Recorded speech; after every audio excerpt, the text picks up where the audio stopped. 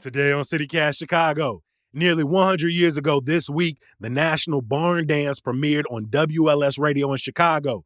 The show basically introduced country and Western music to a national audience. Yes, Chicago was ahead of Nashville in shaping the genre.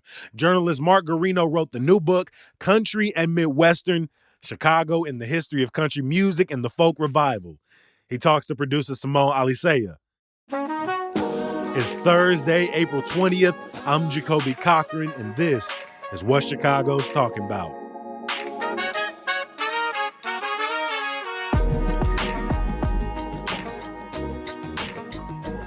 Mark, welcome to CityCast Chicago. Simone, thanks for having me. What was barn dance and sort of what was its significance to the sort of creation of the genre as we know it? Yeah, if you think about radio in 1924, it was so primitive. They didn't know it's sort of it reminds me of the early days of the internet. They were trying to find content to put on this new medium. They didn't, and really content would establish which radio stations would be successful. And up to the point before the barn dance, they would broadcast symphony orchestras or bedtime stories for children, that kind of thing.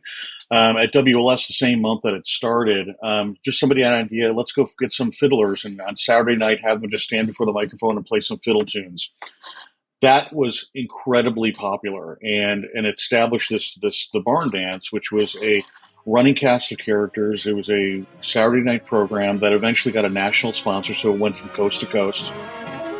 Hello, everybody, everywhere. How's Mother and Dad and the whole family? Well, folks, that old harvest moon is shining down extra bright on the old Red Barn tonight, and for a very special reason. Yes, the Alka-Seltzer National Barn Dance Gang is celebrating its 9th birthday, its 470th Happy Hayloft Party from the old WLS Hayloft in Chicago.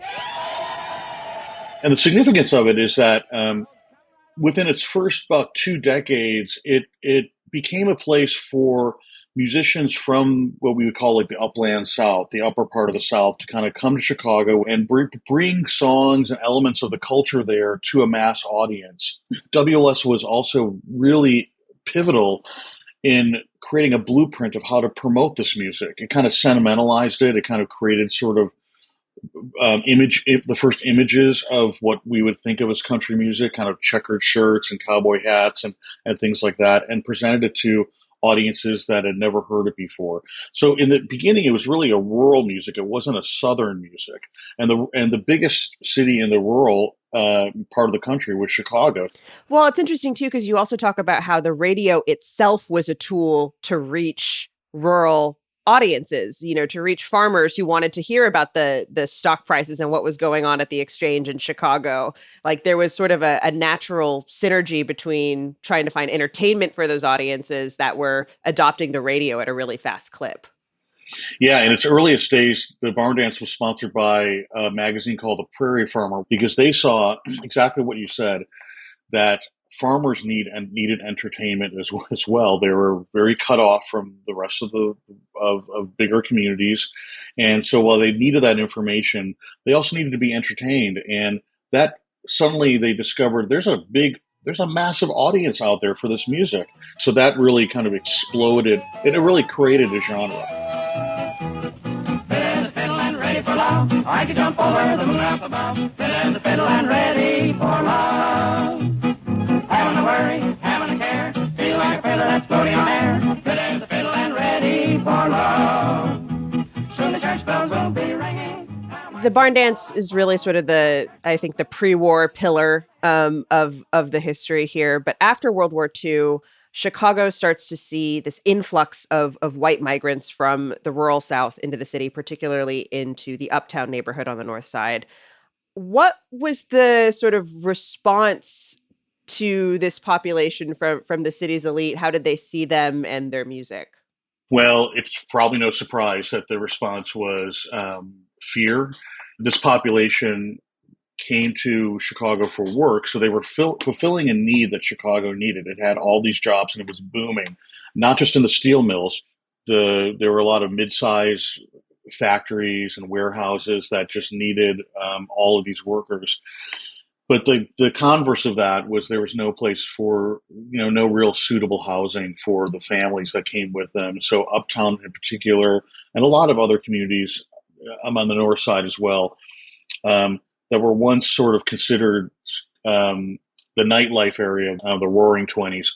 Um, it suddenly became kind of slum-like conditions. You had slumlords who took these beautiful buildings and cut up the apartments into smaller and smaller apartments.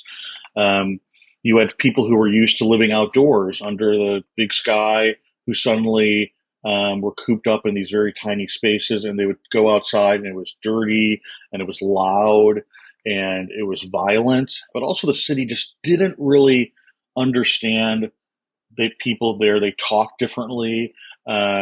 They just had different. They ate different food. There was so much antagonism.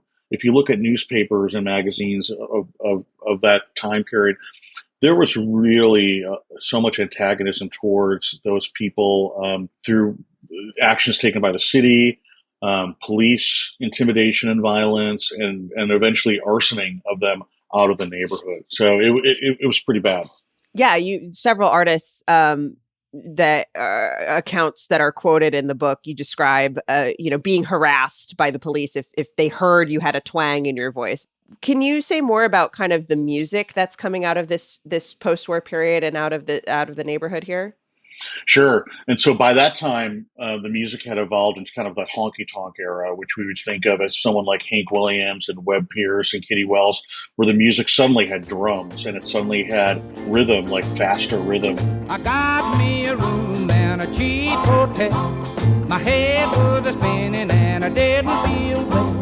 I laid right down and tried to go to sleep. A band kept playing. And the things that people were singing about on the radio were kind of dark themes, selling your soul to the devil, lonesomeness, drunkenness. And so stuff that actually later influenced rock and roll. And the places where they played were pretty rough. So you had West Madison Avenue, which was commonly known at the time as Skid Row. It was a vice district.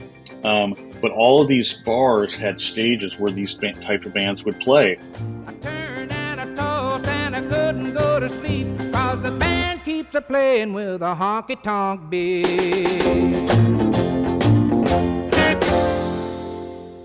The city just didn't really take care of these neighborhoods. They didn't care about them. They were very insular, and they were very violent. So your average Chicagoan would pick up the Chicago Tribune or the Chicago Daily News, and they would read the police blotter of the stuff that would happen at these places. And I think that compounded the idea that once gentrification was underway, that it became pretty clear what neighborhoods were easy targets.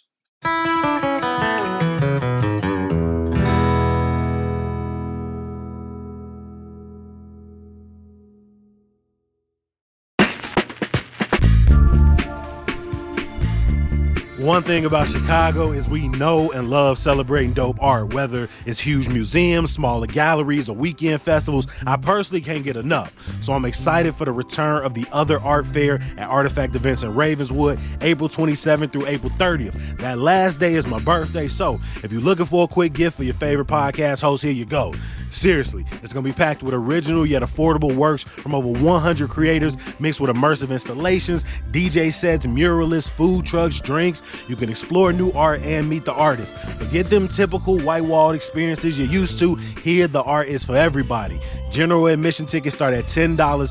Get yours today by visiting toaf.com/citycast. You'll get more information, and if you use the code CityCast10, you'll get 10% off your tickets. That's toaf.com/citycast.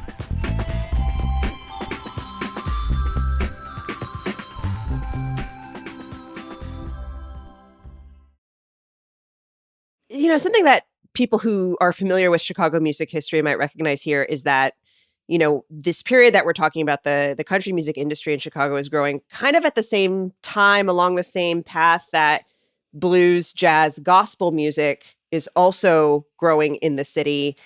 These are racialized genres, country music associated with white folks, jazz, gospel, blues were literally called race records for Black audiences by Black artists.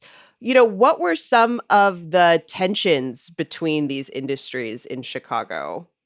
In Chicago, I think that they were pretty segregated scenes. I think that the blues and the jazz scenes, especially, I mean, there were districts on Bronzeville that were more like nightlife districts. And so they were, unfortunately, because of segregation, they were very concentrated. Whereas the Southerners could move around a little bit more freely where the bars were. And so it wasn't necessarily um, uh, focused on one or two specific areas. You saw a little bit more overlap when you get into the folk era, because the folk era in the 50s and 60s, a lot of those performers were African American, and they sang folk songs that were kind of that came from Appalachia, and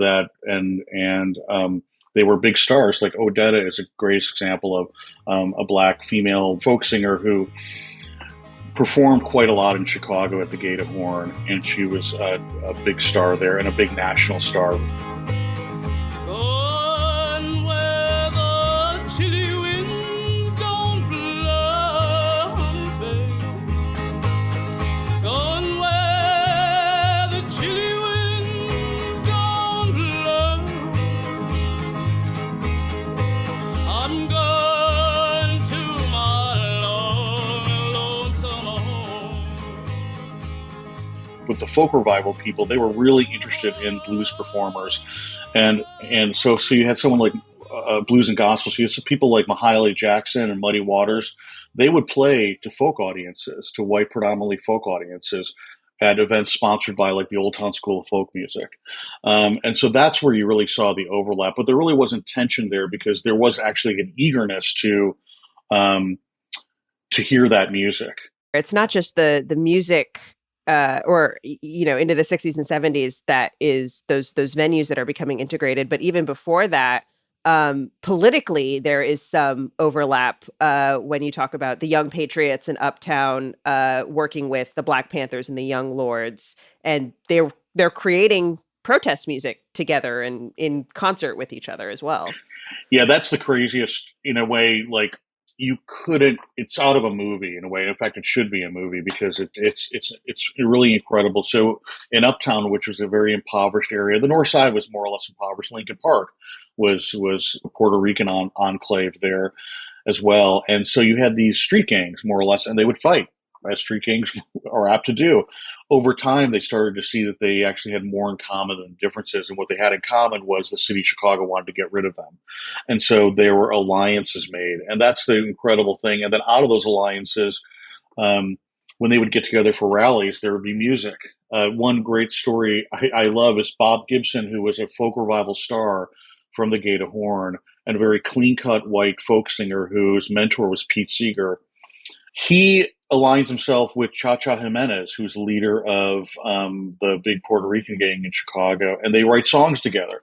And they use those songs at political rallies because the common enemy was the city of Chicago, because the bulldozers were coming fast to kind of relocate these people. We have talked a little bit about the folk revival. One thing I really want to make sure we talk about, though, is the Old Town School of Folk Music, which opened in 1957. Just such a huge institution in Chicago. How unique is the Old Town School among music schools in the country? So it's completely unique. I mean, I think that even people don't realize how unique the Old Town School is because it's been here forever. Started in 1956. It's the longest running school of its kind, and it influenced a lot of other schools of its kind in other cities like Denver and New York. But the Old Town School's impact on Chicago's music culture is completely, I can't overstate how profound it is. The Old Town School was really always at the forefront in promoting the music and trying to expand the music and trying to reach people in promoting concerts, not just where the schools were located in its different locations, but in other areas of the city. And the early founders, Win Strachey, Don Greening, and Frank Hamilton, were embedded in the community. They knew the music really well, and they were beyond passionate for it. And it's really through their efforts that the school really just became a place, a refuge for people who wanted just to learn music, but learn it through this tradition that wasn't just a one-on-one tradition. If I go learn guitar from somebody in their living room, it was a community. It's a community tradition. So you're learning in a room with a group of people, and that is an old tradition that still makes it welcoming to people who may think they don't know anything about music. In the '70s, everywhere else, the folk music scene or singer songwriter scene had died because of rock and roll. Greenwich Village really, you hear so much about that scene, and it was very, very important. It really only lasted a couple of years.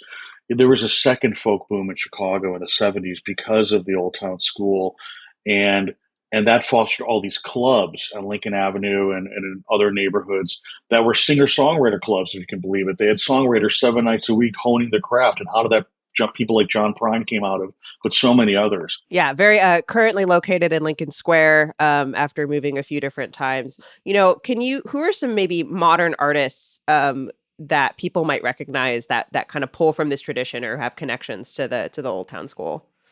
Boy, the list is really long. We always talk about Steve Goodman and John Prine. I used to live in Chicago where the cold wind blows.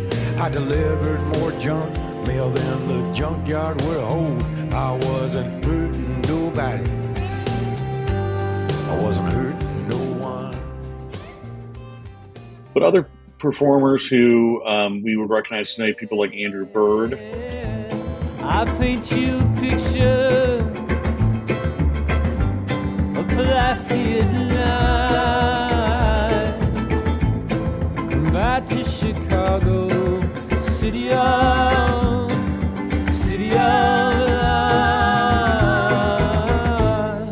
Come back to Chicago. Of course, Jeff Tweedy, whose kids took classes there, and early on he would do children's shows there. I long to hold you in my arms and sway, kiss and ride on the CTA. I need to see you. The list is boy, it's so long. So I think it was definitely a catalyst for that.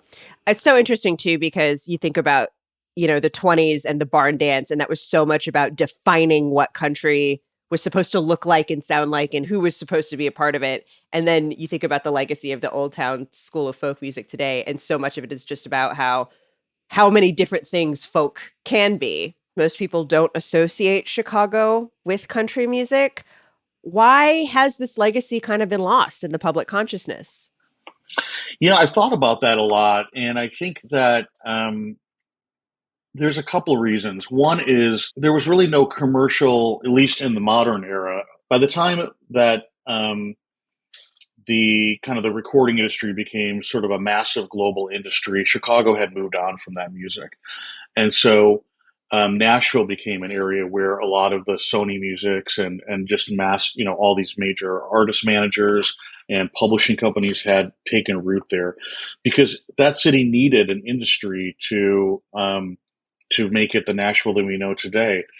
So I think what happened in Chicago was that it's sort of a similar thing what happened with like the rock scene and the jazz scenes, is that it became the sort of not really underground scene, but the scene where working musicians could come here and do their craft and become better artists and elevate their careers.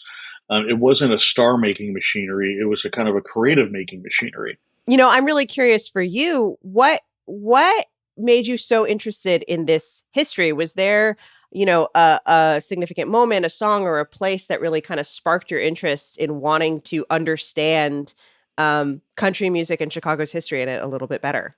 Growing up, I always got a lot of the music from people who were older than me. So I got into like the Woodstock era, or like the psychedelic San Francisco scene, or the Greenwich Village scene, or the New York punk scene. I love bands from all those scenes, and I love the history of it. But I always thought I felt like I was borrowing other people's nostalgia. And it wasn't until the 90s that I recognized, in the late 90s, that there was something going on in Chicago. Not just the rock scene, where bands like Smashing Pumpkins and Material Issue were kind of bubbling up and really putting Chicago on the map for rock music. But underneath that, there were all these bands that were playing 7 nights a week that were incredible. And there was a scene happening here. And the biggest band, of course, is Wilco, which we know today. I remember stepping back and thinking, wow, this is happening in real time. And I'm a part of it, and I'm watching it happen and creating a genre that we know of today called Americana. And I think that was the root for the book for me, was trying to really write about that and figuring out, well, why was that happening here? And the one kind of lovely thing that came out of this book was that I really found all these threads, even though they seem from different time periods, different types of people, different parts of the city, there were threads that continued, that connected all the dots. Mark Guarino is the author of Country and Midwestern. Thank you so much again for taking the time and talking with us today. Oh, this was fun. Thanks for having me.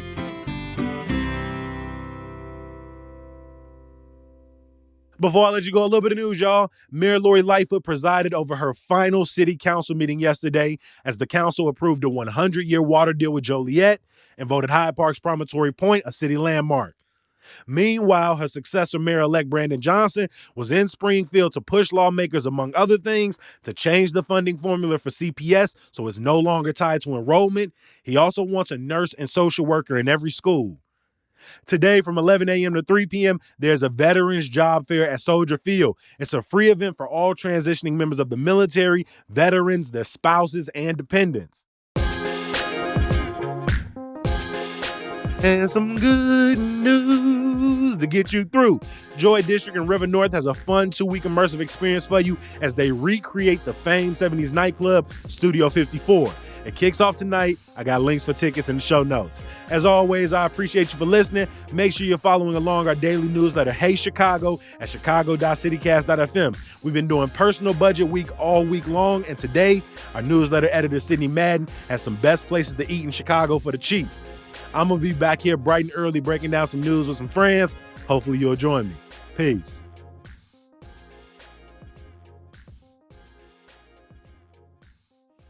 I do. I love a good honky tonk.